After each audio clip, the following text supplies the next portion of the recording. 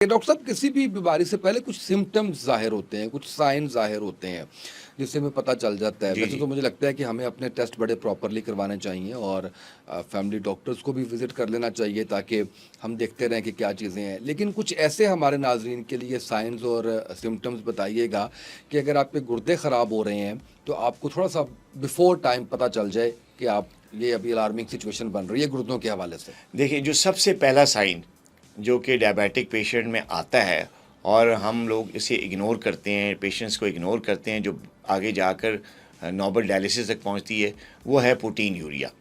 اس کا مطلب یہ ہوتا ہے کہ آپ کے جو کڈنیز ہیں، ان کے جو فلٹر ہیں وہ خراب ہو رہے ہوتے ہیں، جس کی وجہ سے کڈنی سے کہ جو فلٹر ہے اس سے پروٹین لیک شروع ہو جاتی ہے. پروٹین لیک شروع ہونے کا مطلب یہ ہے کہ لحمیات بجائے بلڈ میں جانے کے وہ وہاں سے گردے کے راستے یورین کے ذریعے ضائع ہونا شروع ہو جاتی ہے، جس کو ہم پروٹین یوریا کہتے ہیں.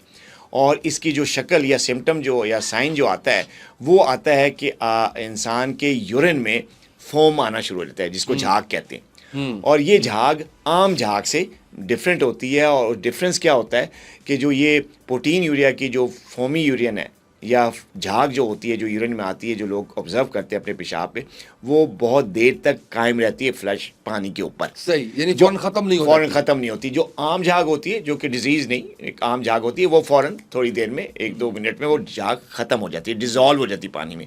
یہ جھاگ رہتی ہے، پرسسٹ کرتی ہے. اس کو کہتے ہیں پروٹین یوریا.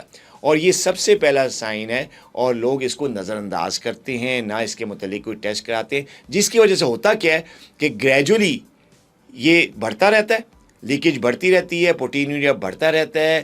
اور پھر ایک وقت ایسا آتا ہے کہ کریٹین لیول جو ہے وہ ہائی ہونا شروع ہو جاتا ہے، جی ایف آر جو ہے وہ کم ہونا شروع ہو جاتا ہے، جس کو ہم کہتے ہیں کرونک کڈنی ڈیزیز مختلف سٹیجز میں آ گئی.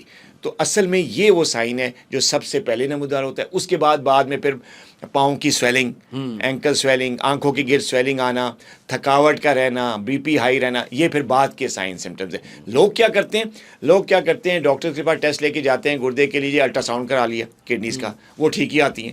وہ تو بہت دیر بعد چینجز آتی ہیں. الٹرا ساؤنڈ میں جو کڈنی کے جو سائز ہے اس پہ اور اس کے جو پیرنکائمل چینجز ہے جو الٹرا ساؤنڈ میں آبزرو کی جاتی ہیں، وہ تو بہت دیر بعد آتی ہیں. اس کے ساتھ وہ آر ایف ٹی ٹیسٹ لے کے چلے جاتے ہیں کہ کریٹنین چیک کر لی، وہ تو نارمل ہے. یہ وہ چینجز ہیں جو کہ ایٹ دا اینڈ آتی ہیں. پہلے جو چینجز آتی ہیں وہ پروٹین لیک ہے، جس کو کوئی توجہ ہی نہیں کرتا اور کوئی ٹیسٹ ہی نہیں کراتا، جس کی وجہ سے پھر لوگ جو ہیں پھر آخر اینڈ پہ ڈائلسس پہ پہنچتے ہیں.